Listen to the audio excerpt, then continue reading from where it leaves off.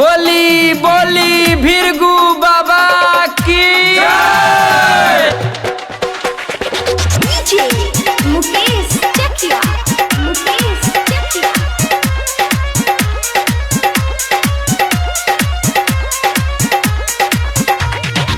भिरगु बाबा के नाम गुजतावे सारा जहान हवे ई भिरगु नगरिया हो। भिरगु बाबा के नाम गुजतावे सारा जहान हवे ई भिरगु नगरिया हो। घुसल करो ना बाबा रहुए बचाही डर कांपतावे हमारो शरीरिया हो। घुसल करो ना बाबा रहुए बचाही डर कांपतावे हमारो शरीरिया हो।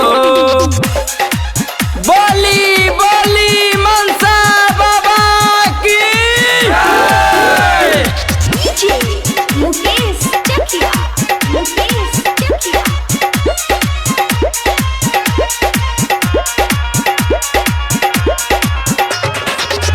घरवा से निकल सब चलता डेराई के कोरोना के मिटा दी बाबा धरती पर आई के खत्म न होला ई कोरोना बेमारी भइल बा पुजाई कोरोना काली माई के कोरोना काली माई के घरवा से निकल सब चलता डेराई के कोरोना के मिटा दी बाबा धरती पर आई के खत्म न होला ई कोरोना बेमारी भइल बा पुजाई कोरोना काली माई के घावा न करन लागल इतना गरन बाबा कुछ न बावे फिकिरिया हो।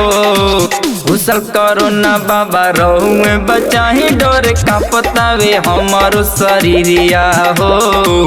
घुसल करो ना बाबा रहुए बचाही डर कांपतावे हमारो शरीरिया हो। बोली बोली बाबा बालेश्वर नाथ की जय।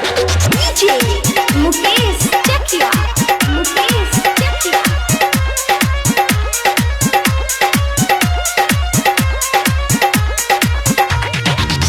कहिलो के जान गोइल करी ना उपैया गंगा सागर गुडुआ बाबा करे सेवकैया बाबा बालेश्वर नाथ शंकर के लागल आस फसल बिया बीच मझधार में नैया बीच मझधार में नैया कहिलो के जान गोइल करी ना उपैया गंगा सागर गुडुआ बाबा करे सेवकैया बाबा बालेश्वर नाथ शंकर के लागल आस फसल बिया बीच मझधार में नैया घर छुटकारा बाबा तुम तो सहारा जय जय बोली जिला जवरिया हो।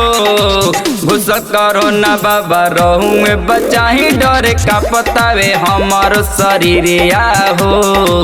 घुसल करो ना बाबा रहुए बचाही डर कांपतावे हमारो शरीरिया हो।